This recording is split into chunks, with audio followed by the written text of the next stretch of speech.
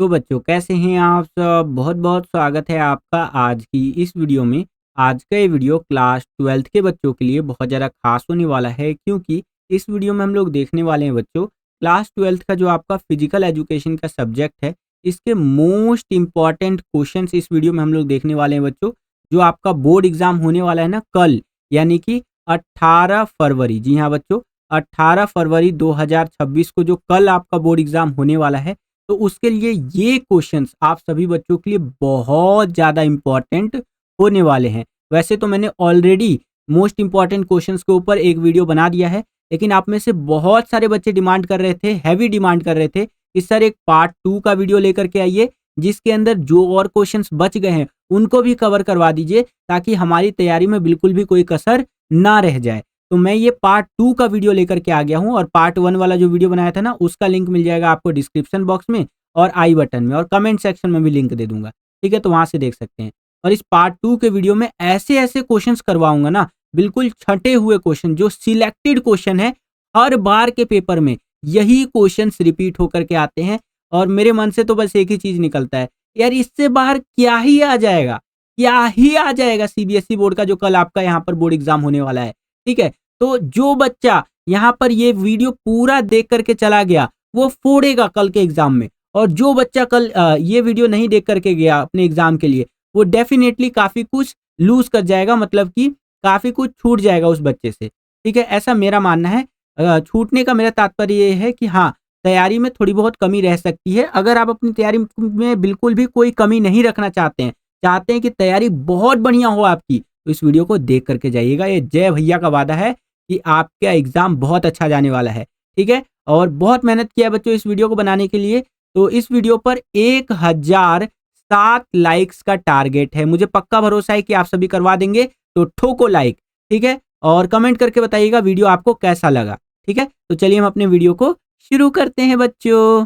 देखिए बच्चों, क्या पूछ रहा है कि भोजन के सूक्ष्म पोषक तत्वों का वर्णन करो जो हमारे शरीर के लिए आवश्यक है। देखिए, जो भी हम लोग खाना खाते हैं ना, चावल दाल या कुछ भी खाना हम लोग खा रहे हैं, चाहे नॉन वेज हो या नॉन वेज हो, जो भी हो, तो उसके अंदर ना पोषक पदार्थ या पोषक तत्व पाए जाते हैं। ठीक है, तो हमारे शरीर के लिए ये किस प्रकार से इंपॉर्टेंट है, उसका आपको वर्णन करना है। तो देखिए, भोजन में दो तरह के सूक्ष्म पोषक तत्व होते हैं। पहला होता है विटामिन, दूसरा होता है मिनरल, जिसको आप खनिज पदार्थ भी बोलते हैं। यह कम मात्रा में या कह लीजिए कम क्वांटिटी में भोजन में होते हैं, लेकिन कह लीजिए बहुत ज्यादा इंपॉर्टेंट होते हैं हमारे शरीर के लिए। यहाँ पर वही बातें बताई गई है। अब यहाँ पर कुछ विटामिन के बारे में बात कर रहा है, जैसे कि विटामिन ए। विटामिन ए जो होता है, इसे रेटिनल भी कहा जाता है। यह शरीर की वृद्धि और विकास के लिए बहुत ही ज्यादा जरूरी होता है, विशेष करके आंखों के लिए। जो हमारा विटामिन ए होता है बच्चों, वो हमारे शरीर के लिए तो इम्पोर्टेंट होता ही होता है। हमारे शरीर का अगर वृद्धि करना है, विकास करना है, डेवलपमेंट करना है, तो उसके लिए तो इम्पोर्टेंट है ही है। साथ ही साथ जो हमारी आंखें होती है ना, आप देखते होंगे कई सारे बच्चों को बहुत कम उम्र में चश्मा लग जाता है। तो वो क्यों लगता है? क्योंकि उनके शरीर के अंदर विटामिन ए की कमी हो जाती है।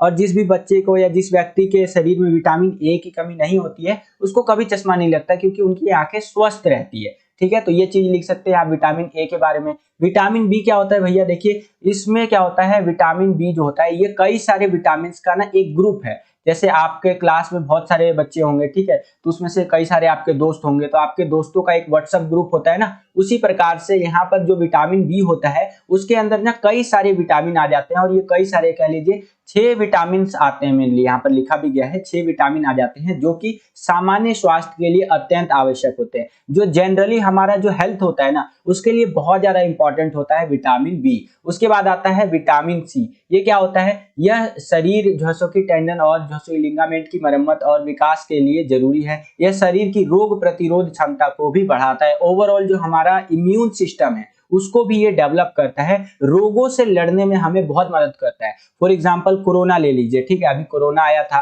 तो सब क्या बोल रहे थे कि ऐसा खाना खाइए जिसके अंदर विटामिन सी बहुत ज्यादा क्वांटिटी में हो, जिससे कि क्या हो, आपका रोग प्रतिरोध क्षमता बढ़े और आप अच्छी तरीके से कोरोना या इसी प्रकार की जो बीमारियां हैं उनसे लड़ सके। ठीक है, तो ये हो गया विटामिन सी। उसके बाद आता है आपका विटामिन डी। यह शरीर की सभी हड्डियों के बनाने और उनके वृद्धि और विकास में सहायक होता है। हमारी बॉडी के अंदर जो भी हड्डियां होती है, बोन्स होती होती है, तो उनको बनाने में और उसका ओवरऑल डेवलपमेंट करने में विटामिन डी का अहम योगदान होता है। तो इस प्रकार से आप भोजन के सूक्ष्म पोषक तत्वों के बारे में लिख सकते हैं और उनका जो इंपॉर्टेंस है हमारे शरीर के लिए, उनका महत्व हमारे शरीर के लिए आप यहाँ पर इस प्रकार से वर्णन कर सकते हैं। आई होप कि आपको समझ में आया होगा। काफी इंपॉर्टेंट क्वेश्चन है, ध्यान रखिएगा।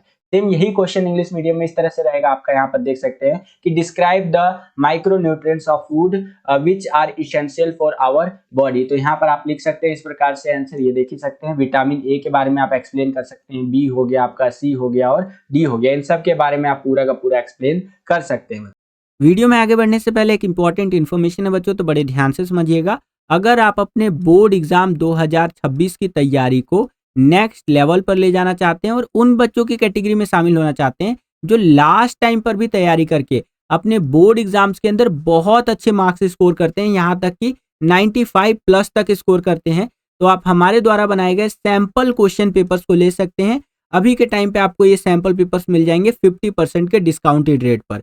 और एक सबसे बड़ा ऐलान जो मैं आपको बताने वाला हूं वो ये है कि आज के दिन आपको एक सब्जेक्ट का सैंपल पेपर बिल्कुल फ्री में मिलने वाला है। कैसे मिलेगा जी? तो बड़े ध्यान से समझिएगा। ये ऑफर पहली बात तो सिर्फ आज के लिए है, यानी कि 17 फरवरी के लिए है, ठीक है। 17 फरवरी 2026 के लिए once in a life opportunity, यानी कि एक ही बार ये मौका आया है और इसके बाद ये ऑफर कभी नहीं लाऊंगा मैं, ठीक है। तो ये ऑफर क्या है जी कि अगर आप 4 सब्जेक्ट का एक साथ सैंपल पेपर लेते हैं, जिसमें आपको कितना पे करना पड़ता था, 549 रुपीज, और इसमें आपको 60 सैंपल पेपर मिलता था, ठीक है। तो आपको पे तो करना है 4 सब्जेक्ट का ही 549 रुपीज ही, लेकिन इसके साथ आपको एक सब्जेक्ट का सैंपल पेपर मिलेगा फ्री, यानी कि आपको टोटल और कितने सैंपल पेपर बढ़ गए, तो टोटल 15 और बढ़ गए, तो आपके हो गए यहाँ पर 75 सैंपल पेपर। जहां पर आपको 60 सैंपल पेपर मिलता था, अब मिलेगा 75 सैंपल पेपर, क्योंकि आपको एक सब्जेक्ट का फ्री में मिल रहा है। 4 सब्जेक्ट के साथ एक सब्जेक्ट फ्री, तो इस हिसाब से 5 सब्जेक्ट का सैंपल पेपर मिल जाएगा 4 सब्जेक्ट के दाम पर। और मैं बार बार बोल रहा हूं, आज के लिए ये ऑफर है, आज के बाद ये ऑफर कभी नहीं आएगा। जो बच्चा इसका फायदा उठा लेगा उसकी बल्ले बल्ले है, एग्जाम की तैयारी बहुत बढ़िया करेगा। जो बच्चा फायदा नहीं उठाएगा उसको वापस से उसी रेट पर लेना पड़ेगा, ठीक है। हजारों बच्चे मैसेज कर रहे हैं, तो हो सकता है आपको 1 आध घंटे का डिले मिले, ठीक है, लेकिन आपको सैंपल पेपर मिलेगा जरूर। तो आज ही इन सैंपल पेपर्स को लीजिए और अपने बोर्ड एग्जाम की तैयारी को नेक्स्ट लेवल पर लेकर के जाइए बच्चों, ठीक है। चलिए वीडियो में आगे बढ़ते हैं। 22वां क्वेश्चन क्या है कि बीएमआई से आप क्या समझते हैं और बीएमआई के सभी मानदंडों को आपको बताना है। देखिए बीएमआई क्या होता है, बीएमआई की अगर मैं बात करूं तो ये होता है बॉडी मास इंडेक्स करके होता है, ठीक है। इसके बारे में आपको यहाँ पर बताना है और इसके जो भी मानदंड है ना उसको बताना है। तो देखिए बीएमआई एक सांख्यिकीय मापन है जिसकी गणना के द्वारा हमें व्यक्ति के अल्प भार, सामान्य भार तथा अति भार यानी मोटापा के बारे में जानकारी मिलता है। मान लीजिए कि एक बंदा है जिसका यहाँ पर हाइट है 5 और 4, ये हाइट है इसका, और इसका वजन होना चाहिए, इसका आइडल वेट होना चाहिए 50 से लेकर के 60 केजी के बीच में, ठीक है। इसका इतना वजन होना चाहिए 50 से 60 केजी के बीच में, ठीक है। अगर हम लोग बीएमआई की मदद से इसका वेट निकालेंगे तो हमें पता चल जाएगा कि इसका वजन ठीक है या फिर खराब है। मान लीजिए कि इसका 50 से 60 केजी होना चाहिए, इसका वजन 40 किलो है, तो क्या हुआ, इसका वजन कम है ना। और इसका वजन वहीं पर मान लीजिए कि 80 किलो हो गया तो इसका वजन ज्यादा है। अगर इसका वजन जो है सो कि मान लीजिए 55 केजी है तो इसका वजन क्या है, नॉर्मल है। कहने का मतलब ये है बीएमआई एक ऐसा सांख्यिकीय मापन यानी मेजरमेंट का तरीका है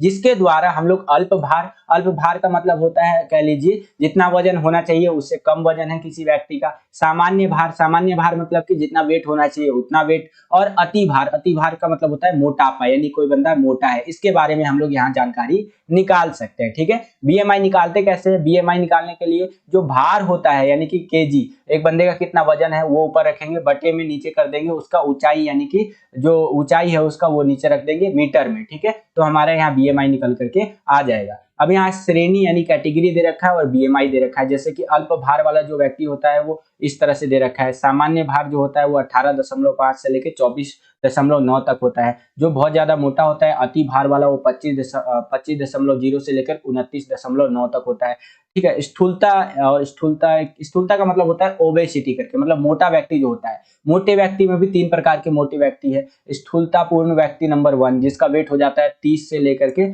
34.9, और दूसरा होता है स्थूलता नंबर 2 जिसका हो जाता है 35 से लेकर के 39, और तीसरा भैया जिसका 40 से अबव चला जाता है वो बहुत मोटी कैटेगरी में आ जाता है। मतलब ये एक अनुमानित चीजें बता रखा है इस तरह से, ठीक है। यहाँ पर आप देख सकते हैं बीएमआई के अकॉर्डिंग ये चीजें बता रखा है, बाकी वेट और हाइट के अकॉर्डिंग जो है ये चीजें बढ़ सकती है। जिसका हाइट ज्यादा होता है उसका वजन भी ज्यादा होना चाहिए। तो इस प्रकार से इस क्वेश्चन का आंसर लिखना है, काफी इंपॉर्टेंट क्वेश्चन है बच्चों, ध्यान रखिएगा। सेम यही क्वेश्चन इंग्लिश मीडियम में इस तरह से रहेगा, आपकी स्क्रीन पर दिख रहा होगा कि what do you mean by BMI, write down the scale of BMI. तो ये स्केल के बारे में यहाँ पर बता रखा है बीएमआई का। बाकी बीएमआई कैसे निकालते हैं, बॉडी मास इंडेक्स, तो बॉडी का वेट कितना है और हाइट जो है कितना है मीटर में, वो यहाँ पर कर देंगे तो हमारा यहाँ पर बीएमआई निकल करके आ जाएगा। तो इस प्रकार से आप बीएमआई निकाल सकते हैं। नेक्स्ट क्वेश्चन देखते हैं बच्चों यहाँ पर। अगला क्वेश्चन यहाँ पर देखिए, ये मैंने आपका सपोर्ट मटेरियल जो है ना उसमें से एज इट इज उठा लिया है, 2023 वाला जो आपका सपोर्ट मटेरियल आया है ना उसके अंदर से। क्वेश्चन क्या है, फ्लेमिंगो बैलेंस टेस्ट जो है आपका वो उसको विस्तार से बताइए। ये जो टेस्ट होता है फ्लेमिंगो बैलेंस टेस्ट, इसको आपको बताना है। तो देखिए इसका मोटिव क्या होता है इस टेस्ट को करने का। इस फ्लेमिंगो बैलेंस टेस्ट में एक पैर जो होता है उस पर सफलतापूर्ण संतुलन बनाने की क्षमता को मापना होता है। यह स्थिर संतुलन के साथ साथ पैरों जो है कि पेल्विक एवं जो है कि आपका जो धड़ होता है ट्रंक की मांसपेशियों की शक्ति का भी मूल्यांकन करता है। इसके अंदर क्या क्या उपकरण चाहिए आपको, बिना फिसलन वाली कह लीजिए समान सतह चाहिए, ठीक है। साथ ही साथ स्टॉप वॉच चाहिए आपको, ईट चाहिए, ये सारी चीजें इसके अंदर हमें चाहिए होगा। और आगे अगर मैं बात करूं ये करते कैसे है, तो आप यहाँ पर देख सकते हैं ये करने का इसका प्रक्रिया है, पूरा का पूरा परीक्षण की प्रक्रिया। यहाँ पर आप देखेंगे एक आदमी इस तरह से ये टेस्ट करता हुआ दिखाया गया है यहाँ पर, ठीक है। यहाँ पर बता रहा है परीक्षण की प्रक्रिया कैसे होगी, प्रोसेस क्या होगा करने का, कि अपने पसंदीदा पैर पर बीम ईंट पर जो है कि खड़े हो जाए, ठीक है। यहाँ पर आपको दिखा रखा है ना ये बीम ईंट है, एक बार मैं यहाँ पर जो कर्सर है इसका कलर चेंज करता हूँ। ओके, ये जो ईंट यहाँ पर दिखा रखा है ये देख रहे हैं, ये जिस पे खड़ा है ये बीम ईंट है, यहाँ खड़े हो जाइए। उसके बाद क्या करना है भैया, उसके बाद कुछ और बातें बता रखा है, जैसे कि अपने पसंदीदा पैर पर संतुलन बनाते हुए अपने फ्री पैर को घुटने पर मोड़े तथा इस पैर को कूल्हों के नजदीक रखे फ्लेमिंगो की तरह, ठीक है। इसी तरह 60 सेकंड तक रहे। जब प्रतिभागी फ्लेमिंगो की स्थिति प्राप्त कर लेता है तो रिकॉर्डर स्टॉप वॉच शुरू कर देना चाहिए। और इस प्रकार से यहाँ पर ये किया जाता है, ठीक है। इसका स्कोर भी लास्ट में निकाला जाता है। 60 सेकंड में गिरने या संतुलन खोने की कुल संख्या को फ्लेमिंगो बैलेंस टेस्ट के लिए स्कोर के रूप में दर्ज किया जाता है, फाइनल रिजल्ट होता है। यदि पहले 30 सेकंड में से 15 से अधिक बार गिरता है तो परीक्षण समाप्त कर दिया जाता है। यानी 30 सेकंड में 15 से ज्यादा बार अगर आप गिर गए तो भैया वहां पर इस चीज को एंड कर दिया जाएगा। तो ये कुछ बातें यहाँ पर बता रखी है, आई होप कि आपको समझ में आया होगा, काफी इंपॉर्टेंट था इसलिए मैंने आपको बता दिया। सेम यही क्वेश्चन इंग्लिश मीडियम में इस तरह से रहेगा कि explain the flamingo balance test. आपका बुक भी है वैसे फ्लेमिंगो वाला, फ्लेमिंगो विस्टास का, इंग्लिश का आपको पता ही होगा, ठीक है। तो उसके बारे में यहाँ पर पूछा है, वो बुक के बारे में नहीं भाई, इस फ्लेमिंगो बैलेंस टेस्ट के बारे में पूछ रखा है। तो फ्लेमिंगो बैलेंस टेस्ट के बारे में बता रखा है, ऑब्जेक्टिव क्या होता है, इक्विपमेंट्स क्या रिक्वायर्ड है, और टेस्ट एडमिनिस्ट्रेशन जो है वो कैसे किया जाता है, मतलब कैसे ये टेस्ट करवाया जाता है, यहाँ पर आप देख ही सकते हैं बच्चों, ठीक है। कुछ और बातें यहाँ पर बता रखा है, वही आपका इंग्लिश मीडियम में है, वीडियो को पॉज करके पूरा का पूरा आप रीड आउट कर सकते हैं बच्चों, ठीक है। नेक्स्ट क्वेश्चन देखते हैं बच्चों, यहाँ पर 29वां क्वेश्चन क्या पूछ रहा है कि BMR शब्द से आप क्या समझते हैं। अभी तक हमने देखा है BMI क्या होता है, बॉडी मास इंडेक्स करके होता है, ठीक है। अब यहाँ पर हमसे पूछ लिया है BMR शब्द से आप क्या समझते हैं, तो इसको थोड़ा सा समझिए। देखिए BMR बुनियादी जीवन कार्यों को करने के लिए शरीर द्वारा जलाई गई कैलोरी की संख्या है, ठीक है। यानी कि BMR क्या होता है, जो बुनियादी जीवन में हम काम करते हैं, जैसे कि खाते हैं, पीते हैं, घूमते हैं, टहलते हैं, बातचीत करते हैं, तो इस दौरान जो हमारे शरीर जो कैलोरी जलाता है ना वो होता है BMR, ठीक है। आराम करने वाले व्यक्ति को अभी भी कह लीजिए सभी आंतरिक अंगों के कामकाज के लिए ऊर्जा की आवश्यकता होती है। इस ऊर्जा को बेसल चयापचय दर यानी कि बेसल जो है कि मेटाबॉलिक रेट कहा जाता है। तो ये कुछ और बातें यहाँ पर आपको बता रखा है, ठीक है। तो इस प्रकार से आपको आंसर लिखना है बच्चों। सेम यही क्वेश्चन इंग्लिश मीडियम में इस तरह से आएगा कि BMR what do you understand by the word, ठीक है। तो BMR जो होता है वो कैलोरीज का नंबर होता है, जो कैलोरी हम लोग बर्न करता है या हमारा बॉडी बर्न करता है एक दिन के अंदर, जो हम लोग परफॉर्म करते हैं ना बेसिक लाइफ के फंक्शन को, जो भी हम लोग नॉर्मल काम करते हैं, ठीक है। और कुछ और बातें यहाँ पर बता रखा है जिसको आप रीड आउट कर सकते हैं बच्चों। चलिए अगला क्वेश्चन देखते हैं। अगला क्वेश्चन है 30वां क्वेश्चन, काफी इंपॉर्टेंट क्वेश्चन है, ध्यान से इसको समझिए बच्चों। यहाँ पर क्या है कि चेयर सीट व रीच परीक्षण, इसी प्रक्रिया का वर्णन आपको करना है। ठीक है, कहने का मतलब यह है चेयर सीट व रीच परीक्षण, ये जो प्रक्रिया है इसका आपको क्या करना है, वर्णन करना है, पूरा एक्सप्लेन करना है। यहाँ पर आप देख सकते हैं ये जो व्यक्ति है ये चेयर सीट व रीच परीक्षण यहाँ पर कर रहे हैं। देखिए ये क्या होता है, चेयर सीट व रीच परीक्षण वरिष्ठ नागरिकों के शरीर के निचले भाग की लचक का मूल्यांकन करना होता है, जो सही मुद्रा या आसन, सामान्य चाल तथा विभिन्न गतिशीलता संबंधी कार्यों जैसे कार में बैठना अथवा जूते का फीता बांधना, इस तरह से यहाँ पर किया जाता है। कुछ और बातें आप लिख सकते हैं यहाँ पर, आवश्यक आपको सामग्री चाहिए होगी, जैसे कि यहाँ पर स्केल चाहिए होगा और भी कुछ चीजें चाहिए होंगी जो कि आप यहाँ पर देख सकते हैं। ये सारी चीजों को लेख करके आप यहाँ पर इस चीज को टेस्ट कर सकते हैं बच्चों, काफी इंपॉर्टेंट है, ध्यान रखिएगा। कई बार पेपर में आ जाता है चेयर सीट व रीच परीक्षण प्रक्रिया का वर्णन करो। ठीक है, तो इस तरह से आपको यहाँ वर्णन करना है। कुछ बातें बता दी, उसके बाद यहाँ पर आवश्यक जो सामग्री है, इंपॉर्टेंट कह लीजिए, जो मटेरियल लगता है वो सारी चीजें यहाँ पर बता रखा है। और उसके आगे यहाँ पर अगर हम लोग चले तो सेम यही क्वेश्चन इंग्लिश मीडियम में इस तरह से आएगा कि discuss chair seat and reach test in briefly. ठीक है, तो आपको इस प्रकार से आंसर लिखना है जो आप अपनी स्क्रीन पर देख सकते हैं बच्चों। ठीक है, पर्पस क्या होता है, यहाँ पर मेजर करते हैं लोअर बॉडी फ्लेक्सिबिलिटी। ठीक है, ये ध्यान रखिएगा। उसके बाद इक्विपमेंट्स रिक्वायर्ड क्या क्या है वो यहाँ पर आप देख सकते हैं, कैसे करते हैं वो ये देख सकते हैं आप। तो ये काफी इंपॉर्टेंट है, ध्यान रखिएगा। चलिए, ये कुछ और बातें बता रखा है, वीडियो को पॉज करके इसको आप रीड आउट कर सकते हैं। ठीक है, अगला क्वेश्चन देखिए बच्चों, 31वां क्वेश्चन यहाँ पर क्या पूछ रहा है कि लचक को निर्धारित करने वाले शरीर क्रियात्मक कारणों के बारे में आपको बताना है, या कह लीजिए शारीरिक क्रियात्मक कारण जो है उसके बारे में आपको बताना है। लचक क्या होता है, लचक बोले तो फ्लेक्सिबिलिटी। ठीक है, तो उसको थोड़ा सा समझिए। पहला होता है हमारा यहाँ पर मांसपेशीय शक्ति, जिसको मसल स्ट्रेंथ भी आप बोलते हैं। इसमें क्या होता है, मांसपेशियों में शक्ति का एक न्यूनतम स्तर होना आवश्यक होता है, विशेषकर गुरुत्व तथा बाहरी बल के विरुद्ध के लिए। ठीक है, तो एक ये चीज लिख सकते हैं लचक को निर्धारित करने वाले शारीरिक क्रियात्मक कारणों के अंदर। दूसरा चीज क्या लिख सकते हैं आप, जोड़ों की बनावट, यानी जॉइंट का जो हमारा जॉइंट होता है, चाहे आप घुटने का जॉइंट ले लीजिए, हाथों का जॉइंट ले लीजिए, उसका स्ट्रक्चर कैसा है। मानव शरीर में कई प्रकार के जोड़ होते हैं, कुछ जोड़ों में मूलभूत रूप से अन्य जोड़ों की अपेक्षा अधिक प्रकार की गतियां करने की क्षमता होती है। उदाहरण के लिए कंधे के बाल एवं सॉकेट जोड़ की घुटनों के जोड़ की अपेक्षा गति की सीमा कहीं अधिक होती है। ठीक है, कहने का मतलब यह है कि लचक इस बात पे भी डिपेंड करता है ना कि जोड़ों की बनावट कैसे है। ठीक है, जैसे कि आपका गर्दन है, ठीक है, गर्दन और आपका नीचे का जो धड़ है, ठीक है, नीचे के धड़ में, यहाँ पर भाई मेरी ड्राइंग बहुत खराब है, जज मत करना। ठीक है, बस समझाने के लिए आपको मैं बता रहा हूँ, क्या बना दिया मैंने, कोई बात नहीं। ये गर्दन है, ठीक है। अब ये गर्दन और शरीर के बीच में जो हमारा मतलब ये ऊपर का हमारा मुंडी है, खोपड़ा है, नीचे हमारा धड़ है, तो इन दोनों को जोड़ता कौन है, गर्दन जोड़ता है। गर्दन को आप पूरा एकदम 360 डिग्री नहीं घुमा सकते, लेकिन आपका जो हाथ होता है उसको आप 360 डिग्री ऐसे घुमा सकते हो। ठीक है, पैरों को आगे और पीछे कर सकते हो, इधर इधर करना थोड़ा मुश्किल हो जाता है, लेकिन हाथों को आप फ्लेक्सिबली इस तरह से कर सकते हो। क्यों कर पाओगे आप ऐसा, मतलब ऐसा क्यों कर सकते हो आप, तो ऐसा इसीलिए कर सकते हो क्योंकि हाथों का जो जॉइंट्स होता है ना, हमारी हाथों में आप देखेंगे तो उंगलियों में बहुत सारा जॉइंट्स है। ठीक है, हमारे हाथ का जो कोहनी होता है उसमें भी जॉइंट देखने को मिलेगा। वो ऐसा जॉइंट है कि बहुत ज्यादा फ्लेक्सिबल बनाता है, लचक या कह लीजिए लचीला बनाता है हमारे हाथों को। तो जॉइंट्स के ऊपर भी ये चीज डिपेंड करता है, यहाँ पर लचक को निर्धारित करने वाली शारीरिक क्रियात्मक चीजें। और यहाँ पर आप लिख सकते हैं आंतरिक वातावरण, यानी कि इंटरनल एनवायरनमेंट भी इंपॉर्टेंट है। किसी खिलाड़ी का आंतरिक वातावरण भी खिलाड़ी की लचक को निर्धारित करता है। उदाहरण के लिए 10 मिनट तक गर्म पानी में रहने से शरीर के तापमान तथा लचक में वृद्धि होती है, तथा 10 डिग्री तापमान में बाहर रहने से कमी होती है। कहने का मतलब यह है कि यहाँ पर आपका जो वातावरण है, इंटरनल एनवायरनमेंट है, वो भी बहुत ज्यादा इंपॉर्टेंट रोल प्ले करता है। जैसे 10 मिनट गर्म पानी में अगर आप रहेंगे तो आपका बॉडी ज्यादा फ्लेक्सिबल हो जाएगा। 10 डिग्री तापमान में बाहर रहने से क्या होगा, आपका बॉडी का जो फ्लेक्सिबिलिटी है उसके अंदर क्या होगा, कमी देखने को मिलेगा।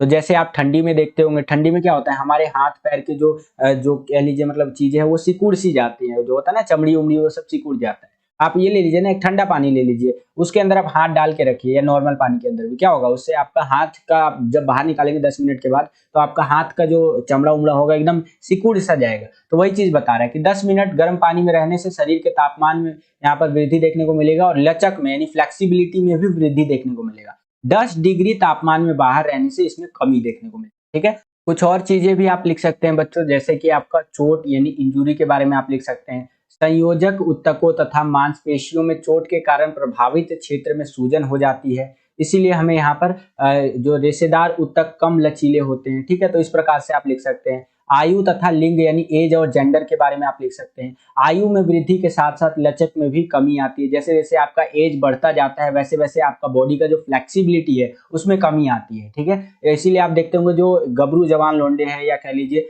जो छोटे बच्चे हैं वो ज्यादा फ्लेक्सिबली तरीके से अपनी बॉडी को इधर उधर मूव कर सकते हैं, लेकिन जो बूढ़े हो चुके हैं वो अपने बॉडी को ज्यादा फ्लेक्सिबल तरीके से यहाँ पर मूव नहीं कर सकते। वही कुछ और बातें यहाँ पर बता रखा है। तो इस प्रकार से आपको इस क्वेश्चन का आंसर लिखना है बच्चों। ठीक है, चलिए और कुछ बातें यहाँ पर बता रखा है कि सक्रिय और गतिहीन जीवन शैली, एक्टिव एंड जैसे कि सेनेटरी लाइफ स्टाइल, नियमित व्यायाम लचक को बढ़ाती है। जब आप रेगुलरली एक्सरसाइज करेंगे तो आपका क्या होगा, बॉडी का फ्लेक्सिबिलिटी बढ़ेगा, जबकि निष्क्रिय व्यक्ति लचक को कोमल ऊतकों और जोड़ों के न सिकुड़ने तथा फैलने के कारण खो देता है। जैसे कि जो एक इनएक्टिव बंदा होता है, एकदम लेजी की तरह पड़ा हुआ है, ठीक है, आलसी की तरह पड़ा हुआ है, तो उसका बॉडी बहुत कम फ्लेक्सिबल होता है। ठीक है, क्योंकि वो एक्सरसाइज नहीं करता है। अगला होता है वंशानुगत भी हो सकता है या कह लीजिए क्रोमक भी हो सकता है। ठीक है, इसमें क्या होता है, लिंगामेंट और कैप्सूल की संरचनाओं के कारण अस्थि संरचना के जोड़ और लंबाई वंशानुगत भी होते हैं, जिसमें खिंचाव वाले व्यायामों के द्वारा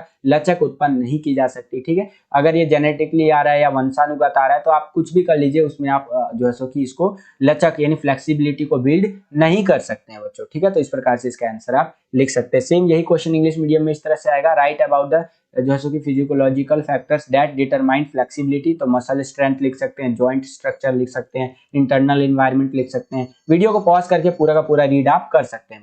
ठीक है, कुछ और बातें भी है जैसे कि आपका इंजुरी हो गया, एज एंड जेंडर हो गया, ये सारी चीजें आप यहाँ पर लिख सकते हैं। ये देख ही सकते हैं, एक्टिव एंड जैसो कि सेनेटरी लाइफस्टाइल हो गया, इस तरह से जेनेटिक हो गया, ये सारी चीजें इंग्लिश मीडियम में लिख सकते हैं। आप वीडियो को पॉज करके रीड आउट भी कर सकते हैं।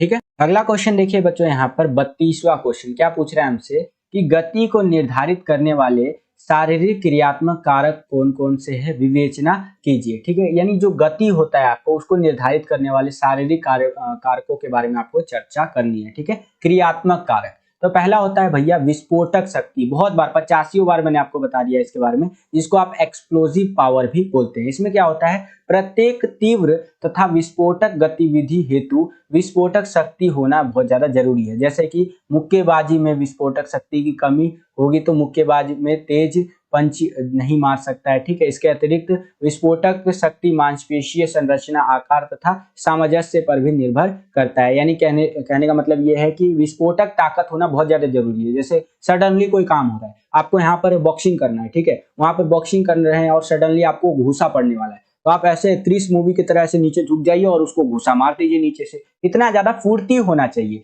तो उसके लिए क्या इंपॉर्टेंट है भैया, उसके लिए इंपॉर्टेंट है हमारा विस्फोटक शक्ति, जिसको इंग्लिश में आप एक्सप्लोसिव पावर भी बोलते हैं। अगला है भैया यहाँ पर मांसपेशीय गठन, यानी कि मसल का कॉम्पोजिशन कैसा है वो भी बहुत ज्यादा जरूरी है। जिन मांसपेशी में फास्ट विच रेशे अधिक होते हैं वह अधिक गति कर सकते हैं। यहाँ पर बाकी सारी चीजें आप रीड आउट कर सकते हैं, तो ये काफी इंपॉर्टेंट होता है। उसके अगला आता है हमारा मांसपेशियों की लोच और आराम की योग्यता, ये सारी चीजें भी बहुत ज्यादा इंपॉर्टेंट होती है। वीडियो को पॉज करके पूरा का पूरा रीड कर लीजिए, काफी इंपॉर्टेंट क्वेश्चन है, काफी बार पेपर में आ जाता है। खास करके ये जो है डायरेक्ट आपका 2 नंबर का एक क्वेश्चन बन जाएगा कि विस्फोटक शक्ति यानी एक्सप्लोजिव पावर क्या होता है वो आपको बताना है। तो ये इतना आपको आंसर लिखना है बच्चों। ठीक है, आगे चलते हैं। कुछ और चीजें होंगी आपकी, पहला यहाँ पर यहाँ पर आपका आएगा कि स्नायु संस्थान की गतिशील, यानी कि मोबिलिटी ऑफ नर्वस सिस्टम, यानी कि स्नायु संस्थान की मोटर जैसे कि इंद्रिय स्नायु, मोटर एंड जैसे कि सेंसरी नर्वस, शरीर के अंगों की गतिशीलता को निर्धारित करती है। प्रशिक्षण द्वारा हम एक सीमा तक स्नायु संस्थान की गतिशीलता को बढ़ा सकते हैं, क्योंकि गति का निर्धारण काफी सीमा तक आनुवांशिक कारकों पर निर्भर करता है। उसके बाद आता है हमारा यहाँ पर जैव रासायनिक भंडार तथा जैसे कि उपापचय योग्यता, biochemical reserve and metabolic power, जिसमें तीव्र गति व्यायामों में मांसपेशियों से अधिक मात्रा में क्या होती है, ऊर्जा की आवश्यकता होती है। बाकी आप वीडियो को पॉज करके यहाँ पर पूरा का पूरा रीड आउट कर सकते हैं बच्चों। ठीक है, चलिए नेक्स्ट यही वाला जो क्वेश्चन है आपका इंग्लिश मीडियम में किस तरह से आएगा कि discuss what are the physiological factors that determine the speed. ठीक है, तो एक्सप्लोजिव पावर होता है, मसल कंपोजिशन होता है, ठीक है, और भी सारी चीजें यहाँ पर आप देख सकते हैं। ये काफी इंपॉर्टेंट है, ध्यान रखिएगा, खास करके एक्सप्लोजिव पावर तो बहुत इंपॉर्टेंट है, ये सारी चीजें यहाँ पर आप देख सकते हैं। अगला क्वेश्चन देखते हैं बच्चों, यहाँ पर हमसे क्या पूछ रहा है। 33वां क्वेश्चन बहुत ज्यादा इंपॉर्टेंट क्वेश्चन है, ध्यान रखिएगा, कई बारी ये इंपॉर्टेंट क्वेश्चन पेपर में आ जाता है। क्या है भैया क्वेश्चन कि न्यूटन के गति के नियम एवं खेल कूद में उसका प्रयोग हमें बताना है। न्यूटन के गति के कितने नियम है? 3 नियम है। ठीक है, उनके बारे में आपको बेसिकली बताना है और खेलों में उसका प्रयोग हम लोग कैसे कर सकते हैं। सर आइजैक न्यूटन ने गति के 3 नियम दिए हैं जो हम अपने दैनिक जीवन की गतिविधियों में देख सकते हैं। खेल में गति और बल के बीच संबंध को समझाने के लिए न्यूटन के गति के नियम का उपयोग किया जाता है। ठीक है, खेल के अंदर जो आपका संबंध होता है गति का और बल का, उसको समझाने के लिए हम लोग न्यूटन के गति के नियमों का इस्तेमाल करते हैं। न्यूटन के गति के नियम जो कि इस प्रकार से, न्यूटन का जो गति का पहला नियम होता है उसको बोलते हैं जड़ता का नियम, दूसरा जो नियम होता है उसको बोलते हैं त्वरण का नियम, तीसरा जो नियम होता है उसको बोलते हैं हम लोग क्रिया प्रतिक्रिया का नियम। इसको याद कर लीजिएगा, कई बारी एमसीक्यू वाला जो क्वेश्चन आता है उसमें भी आपसे पूछ सकता है। ठीक है, कि जैसे कि गति का न्यूटन जी के द्वारा जो गति का दूसरा नियम दिया गया उसको किस और नाम से हम लोग जानते हैं, तो त्वरण का नियम के त्वरण का नियम के नाम से भी जानते हैं। गति का जो पहला नियम उन्होंने दिया उसको जड़ता के नियम से जानते हैं, ये दूसरा है, और तीसरा जो नियम है उसको हम लोग क्रिया प्रतिक्रिया के नाम से जानते हैं बच्चों। ठीक है, तो ये याद रखिएगा। चलिए आगे थोड़ा सा और बात कर लेते हैं। यहाँ पर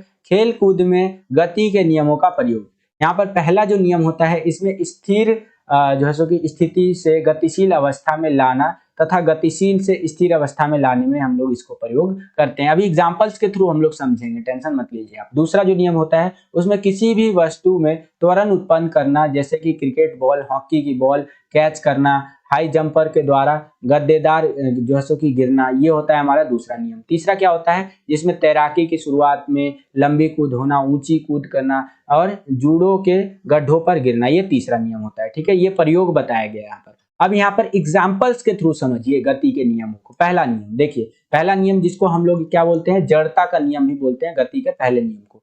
वो इसमें क्या बताया गया है कि कोई भी वस्तु अपनी अवस्था में आराम या गति में तब तक बनी रहेगी जब तक कि उस पर कोई बाहरी बल ना लगाया जाए। उदाहरण के लिए एक फुटबॉल का एग्जांपल दे दिया है, ये फुटबॉल यहाँ पर मस्त एकदम रखा हुआ है, इस पर बाहरी बल लगाया, एक पैर से इसको लात मारा तो ये क्या हुआ, दूसरी जगह जाकर के गिरा। एक फुटबॉल आराम की स्थिति में तब तक आराम से रहेगा जब तक कि उस पर किक या बाहरी बल नहीं लगाया जाता, या तो आप उस पर किक मार दीजिए या हवा से वो क्या होगा, आगे की ओर बढ़ जाएगा। ठीक है, तो ये गति के पहले नियम को समझा रहे हैं यहाँ पर। और क्या होता है, एक रेलिंग फुटबॉल गति में थोड़ी दूरी तक जो है सो कि तय करके धीमी हो जाती है या फिर रुक जाती है। गति में परिवर्तन क्योंकि फुटबॉल और जमीन के बीच घर्षण, गुरुत्वाकर्षण बाह्य बलों द्वारा लगता है। ठीक है, यानी यहाँ पर एक फुटबॉल को हम लोग मारेंगे तो थोड़ी दूर जाने के बाद ये रुक जाएगा, क्योंकि यहाँ पर धरती भी तो अपना बल लगा रहा है ना, गुरुत्वाकर्षण बल। धरती के अंदर एक टाइप का चुंबक है समझ लीजिए, और वो चुंबक गुरुत्वाकर्षण बल के थ्रू अपने और चीजों को खींचता है। ठीक है, तो इस कारण से क्या होगा कि ये थोड़ी दूर जाएगा, ये बॉल वापस से वहां पर रुक जाएगा। तो ये है आपका गति का पहला नियम जो न्यूटन जी द्वारा दिया गया, जिसको जड़ता का नियम भी हम लोग बोलते हैं बच्चों। ठीक है, आई होप कि आपको समझ में आया होगा। आगे चलते हैं, अगला देखिए दूसरे नियम की बात करते हैं, जिसको आप त्वरण या संवेग का नियम भी बोलेंगे। गति का दूसरा नियम है, गति के दूसरे नियम को संवेग के नियम के रूप में भी जाना जाता है। इसमें क्या बताया गया है कि किसी भी वस्तु में उत्पन्न होने वाले त्वरण की दर वस्तु पर लगने वाले बल के समानुपाती तथा उसके द्रव्यमान के व्युत्क्रमानुपाती होती है। ठीक है, इसमें एक फॉर्मूला भी दे रखा है त्वरण, बल और द्रव्यमान का। ठीक है, इस तरह से अब एग्जाम्पल दे दिया इसी नियम को समझाने के लिए कि क्रिकेट में सामान्य बल से फेंकी गई गेंद की तुलना में डबल बल से फेंकी गई गेंद का त्वरण अधिक होता है। यहाँ पर आप देख रहे हैं सामान्य बल से फेंक रहा है तो उसका त्वरण कम है, और इसको डबल उससे फेंका तो इसका ज्यादा है। ठीक है, तो ये एग्जाम्पल यहाँ पर बता रखा है। कुछ और एग्जाम्पल बता दिया कि एक भाला फेंकने वाले को 600 ग्राम की भाला फेंकने की तुलना में 800 ग्राम की भाला फेंकने के लिए अधिक बल की आवश्यकता होती है। 600 ग्राम का भाला फेंकना है तो वजन कम है, कम उसमें एनर्जी लगेगा, और वहां 800 ग्राम का भाला फेंकना है तो ज्यादा एनर्जी लगेगा। ठीक है, कहने का मतलब यह है जितना ज्यादा वेट होगा उतना ज्यादा एनर्जी उसमें लगेगा। तो ये गति के दूसरे नियम के बारे में यहाँ पर बताया गया है। उसके आगे चलते हैं, अब गति का तीसरा नियम देखिए, जिसको हम लोग क्रिया प्रतिक्रिया का नियम भी बोलते हैं। गति के इस नियम में प्रत्येक क्रिया के साथ एक समान और विपरीत प्रतिक्रिया होती है। उदाहरण के लिए तैरते समय जब हम पानी को पीछे की ओर धकेलते हैं तो क्रिया हो रहा है, तो हमारे शरीर आगे प्रतिक्रिया को चलता है। ठीक है, यहाँ पर आप देख रहे हैं, यहाँ पर क्या हो रहा है, एक बंदा तैर रहा है। ठीक है, तैरने से क्या हो रहा है, पानी को ये पीछे की ओर फेंकने का प्रयास कर रहा है, लेकिन ये आगे की ओर भी जा रहा है। ठीक है, यानी जितना बल ये लगा रहा है उतना बल पानी भी लगा रहा है यहाँ पर। और एक एग्जांपल ले लीजिए कि गोली चलाने में जब गोली चलती है, एग्जांपल के लिए बता रहा हूँ, चलती है और एजुकेशनल पर्पस के लिए, तो गोली आगे क्रिया जो कि क्रिया के रूप में चलती है, जबकि बंदूक पीछे की ओर धक्का देती है जो कि प्रतिक्रिया होता है। जब हम चलते हैं तो हम अपने पैरों से जमीन को धक्का देकर पीछे की ओर बल लगाते हैं और वहीं प्रतिक्रिया बल आगे की ओर दिशा में जमीन द्वारा लगाया जाता है और यह हमें आगे की ओर सक्षम बनाता है चलने के लिए। ठीक है, तो ये एग्जांपल्स के थ्रू आपको समझाने का प्रयास किया गया है, काफी इंपॉर्टेंट है, ध्यान रखिएगा, पेपर में आ सकता है बच्चों। चलिए, सेम यही आपका क्वेश्चन जो है इंग्लिश मीडियम में इस तरह से रहेगा कि Newton's law of motion and it's applications in sports. ठीक है, तो यहाँ पर आपको इस तरह से एक्सप्लेन करना है, first law of motion, second और थर्ड। यहाँ पर आप देख सकते हैं, वीडियो को पॉज करके पूरा का पूरा रीड आउट आप कर सकते हैं। सारे एग्जांपल्स भी मैंने यहाँ पर लगा दिए हैं, तो वो भी आप यहाँ पर वीडियो को पॉज करके रीड कर सकते हैं बच्चों। ठीक है, ये आप देख ही सकते हैं, इस तरह से यहाँ पर सारे एग्जाम्पल्स इंग्लिश मीडियम में भी दिए गए हैं। ठीक है, चलिए 34वां क्वेश्चन देखते हैं बच्चों। 34वां क्वेश्चन क्या है हमारा, काफी इंपॉर्टेंट क्वेश्चन है बच्चों, ध्यान रखिएगा, ये क्वेश्चन कई बार पेपर में आ जाता है। क्वेश्चन क्या पूछ रहा है कि व्यक्तित्व को परिभाषित कीजिए, व्यक्तित्व के बिग 5 सिद्धांत के किन्हीं 4 लक्षणों को बताना है। व्यक्तित्व क्या होता है, काफी बार मैंने आपको बताया भी है, व्यक्तित्व का मतलब होता है पर्सनैलिटी। जैसे आप एक बंदे को देखते होंगे ना, जिम वाले बंदे का पर्सनैलिटी कैसा लगता होगा, अरे भाई एकदम गबरू जवान है यार, इसका देखो बॉडी वोडी है बिल्कुल। ठीक है, और एक वहीं पे एक सूखा सा आदमी आ जाए, अरे यार ये तो बहुत पतला है। ठीक है, एग्जाम्पल के लिए आपको सिर्फ मैं बता रहा हूँ। ठीक है, तो यहाँ पर व्यक्तित्व यानी एक कैरेक्टर भी आप बोल सकते हैं, तो अलग अलग तरह का कैरेक्टर होता है, उसको थोड़ा सा समझिए। देखिए, व्यक्तित्व शब्द की उत्पत्ति लैटिन भाषा के शब्द पर्सोना से हुई है। ये जो व्यक्तित्व नाम का ये जो शब्द है ना, पर्सनैलिटी नाम का ये जो शब्द है, ये लैटिन भाषा का एक शब्द है जिसका नाम है पर्सोना, यहाँ से इसकी उत्पत्ति हुई है, जिसका अर्थ होता है मास्क या मुखौटा। ठीक है, यानी कि एक व्यक्ति पैदा होता है और वो ये व्यक्तित्व का मास्क या मुखौटा पहन लेता है, उसके बाद और व्यक्ति जो है उसको पहचानते हैं कि अच्छा इसका कैरेक्टर कैसा है, इसका व्यक्तित्व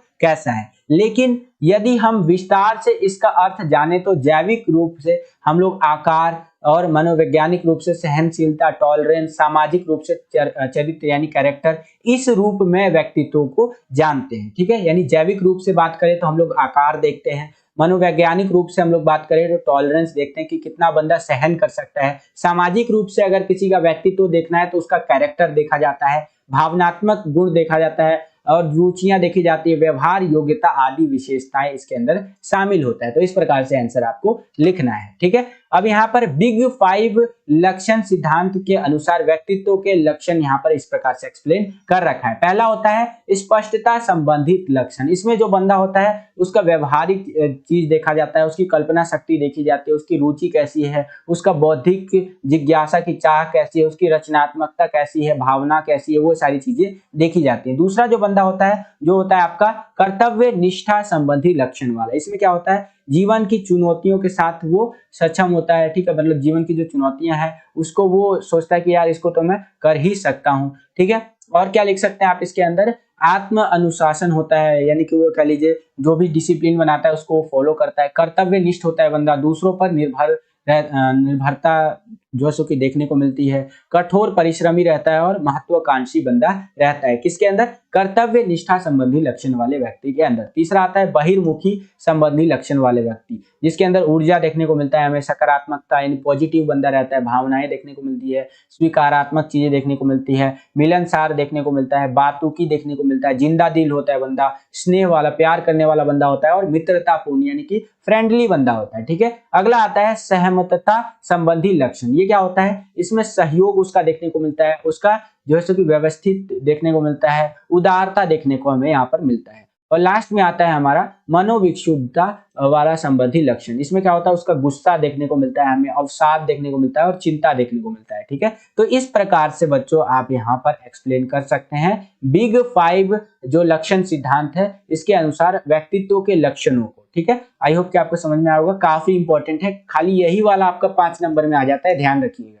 ठीक है, और यहाँ पर यही क्वेश्चन इंग्लिश मीडियम में इस तरह से आएगा कि define personality, right any 4 characteristics of the big 5 theory of personality. ठीक है, तो इस प्रकार से आंसर आपको लिखना है बच्चों, यहाँ पर आप देख ही सकते हैं।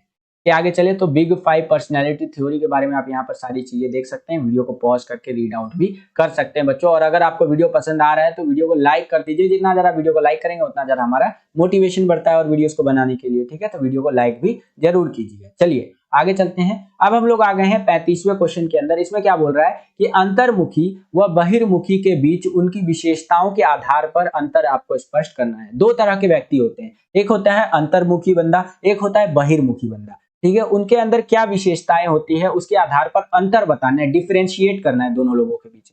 तो जो अंतर्मुखी वाला बंदा होगा ना, वो कमजोर आत्मविश्वास का होगा, कोई भी काम करने से पहले डरेगा, अरे यार ये काम मेरे से होगा कि नहीं होगा यार, बहुत डर लग रहा है। ठीक है, दूसरा उदासीन होगा, हमेशा उदास रहेगा, वो जो होता है ना लोग, अरे यार तो हर टाइम उदास ही रहता है, तो वैसे बंदे होते हैं। शांत रहना पसंद करते हैं, निराशावादी होते हैं, हमेशा एकदम ना नेगेटिव बात करेंगे, यार ये काम नहीं हो सकता भाई, ये गलत चीज है। ठीक है, अगला कम सामाजिक होते हैं, समाज में कम मिलते जुलते हैं ये लोग। ठीक है, तो ये होते हैं हमारे अंतर्मुखी। एक होता है बहिर्मुखी बंदा, जिसके अंदर आत्मविश्वास, कॉन्फिडेंस लेवल बहुत ज्यादा होता है, बहुत ज्यादा ऊर्जावान होते हैं, जिंदा दिल बंदे होते हैं। ठीक है, कोई भी काम करने से डरते नहीं है, आशावादी होते हैं, होप रहता है इनके अंदर कि हाँ ये काम करूंगा तो कुछ ना कुछ पॉजिटिव ही होगा। सामाजिक होते हैं, समाज में घुल मिल करके रहते हैं। ठीक है, तो इस प्रकार से इस क्वेश्चन का आंसर आपको लिखना है। सेम यही क्वेश्चन इंग्लिश मीडियम में आपका इस तरह से आएगा, ये आप अपनी स्क्रीन पर देख सकते हैं कि द डिफरेंस बिटवीन जो है सो कि introvert and extrovert is clear on the basic of their characteristics. ठीक है, यहाँ पर आपको बताना है। तो इंट्रोवर्ट जो होता है वीक सेल्फ कॉन्फिडेंस होता है, मूडी होता है बंदा, काम होता है, और ये जो होता है लेस सोशल होता है। ठीक है,